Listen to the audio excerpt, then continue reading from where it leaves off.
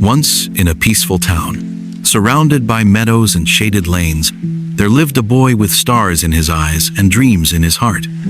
Each summer, when school closed and the air turned warmer, he would pack his little bag and journey to his most favorite place in the world, his grandfather's house. To the boy, his grandfather was more than just an old man with silver hair and wise eyes. He was a best friend, a storyteller, a teacher, and a gentle guardian.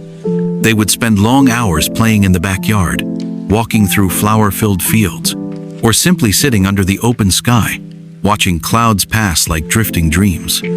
One evening, as the sun dipped low and painted the sky with hues of orange and gold, the boy sat beside his grandfather on the porch steps. With innocence gleaming in his eyes, he asked, "Grandpa, when I grow up, I want to be a successful man.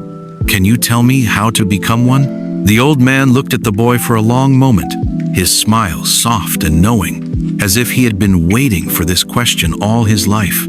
Yet, instead of answering, he simply said, "Come with me." The next morning, they walked together to a nearby nursery, a quiet place, with rows of green life growing in silence.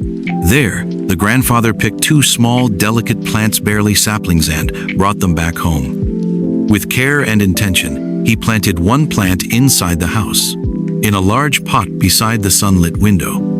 The other he planted outside, in the open ground where the sun could scorch, the rain could pour, and the winds could howl. Turning to the boy, the grandfather asked, "What do you think? Which of these two plants will grow better in the future?" The boy, thoughtful but confident, replied, "The one inside the house will grow better. It's safe there from storms, strong sunlight, and animals. The one outside has to face too many dangers." The grandfather simply smiled a smile full of patience and said, "Let's see what time teaches us." Years passed. The boy grew. Seasons changed. But the question he had once asked remained unanswered. 4 years later, now a young teenager filled with new questions and a quiet restlessness, he returned to his grandfather's home. As he ran into the familiar embrace of the old man, memories came flooding back. They laughed, shared stories, and as the day began to fade, the boy looked into his grandfather's eyes and asked with a soft, almost demanding curiosity, "Grandpa, do you remember what I asked you last time? About becoming successful? You never really answered me." The grandfather smiled again, but this time, there was something deeper in his eyes, a quiet power. He stood up and said, "Come, the answer has been growing all this while." He took the boy's hand and led him inside the house. There, by the same window, stood the indoor plant. It had grown, yes, but not much. Its leaves were green, its branches were thin, its roots were shallow, restricted by the boundaries of the pot. Then, they stepped outside.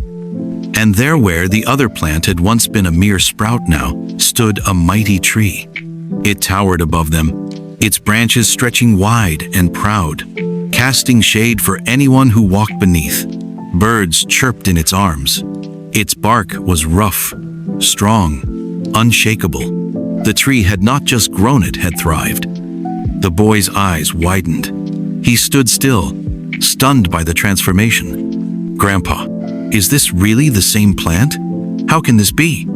The grandfather looked at him, his voice slow and steady like the earth itself. "Yes, this is the same plant we planted outside. It faced storms, scorching heat, heavy rains, yet it grew. It grew because it was free to spread its roots deep into the ground. Every hardship made it stronger. Every challenge forced it to stand taller, and today no storm can break it." Then he turned to the boy, pointing back at the plant inside. That plant too had life, but not struggle. It was protected, too protected, and so it remained small, weak, unable to grow into its full potential. He placed his hand on the boy's shoulder, his voice now firm and full of purpose. "My son, always remember this: without struggle, there can be no growth. If you only seek comfort, you will remain like the plant inside, alive but never strong. But if you face life's storms, if you embrace hardship and grow through it, you will become like this tree, strong, unshakable, and successful." The boy stood in silence, his eyes locked on the tree, his heart heavy with realization. The grandfather's words echoed in his mind. Never see challenges as enemies. See them as the builders of your strength. Every difficulty you face is shaping you into someone greater. The path of success is not paved with comfort, it is carved by courage. And as the wind rustled through the leaves of the mighty tree, something awakened in the boy, a seed of understanding, a whisper of courage. He took a deep breath, long and thoughtful, and kept looking at the tree. The story, the lesson, it was now etched in his soul.